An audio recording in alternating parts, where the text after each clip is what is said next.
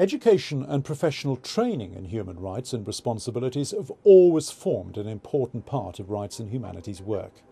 This programme got off to a fantastic start when we were invited to join a group of European universities using satellite for global distance learning.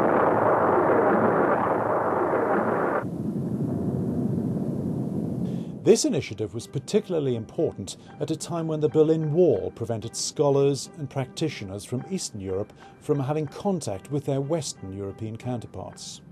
We made a series of 50-minute programmes about pressing humanitarian issues, combining film and studio discussion. Our patron, His Royal Highness Prince Hassan bin Tahal, and other leaders and experts were much involved in this innovative method of teaching. We have come to know them through television and newspapers. Refugees, starving people, street children, they are the casualties of our modern society. A street child is one for whom the street, in the widest sense of the word, is more home than his family. Experts joined in our studio discussions to explore the human rights issues raised in the films and to make a real impact on delivering humanitarian assistance. Your audience watching this film and our discussion might ask themselves, what kind of Europe are we actually creating now? Rights and Humanity took its education into universities, schools and professional associations across the world. We focused on Africa, Europe and the Middle East. When the Berlin Wall came down in 1989, we were at last able to communicate directly with our colleagues in Eastern Europe.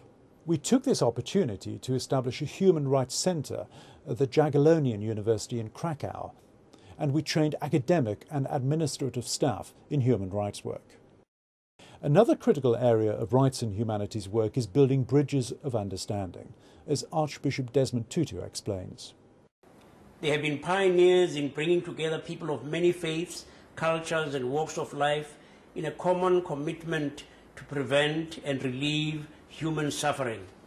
Rights and Humanity immediately challenged Samuel Huntington's article predicting a clash of civilizations. We hosted Western and Islamic diplomats at a gathering in Amman, Jordan, to demonstrate our common humanity. His Royal Highness Prince El Hassan bin Tahal sent a message to the conference through his envoy. For I believe that informal meetings like this can build more lasting bridges than any number of official functions.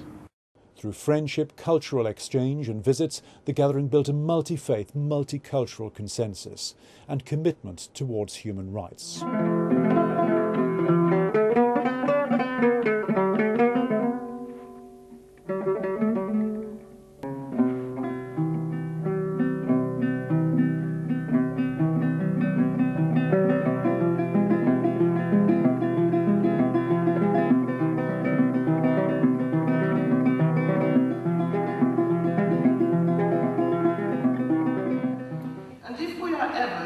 To realise a dream of global peace and justice, we must undertake, as Rights and Humanity have, to engage in dialogue, to respect difference, and to promote understanding.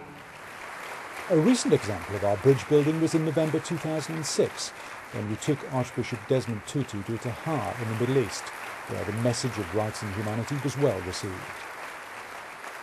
I come here as a friend, a brother in God, and as a patron of rights and humanity, and an international organization which over the last 20 years has become a global leader in empowering people to realize their full potential.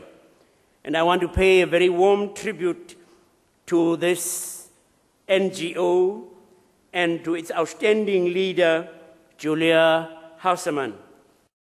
By helping others, we are also helping ourselves to reach our higher level of humanity.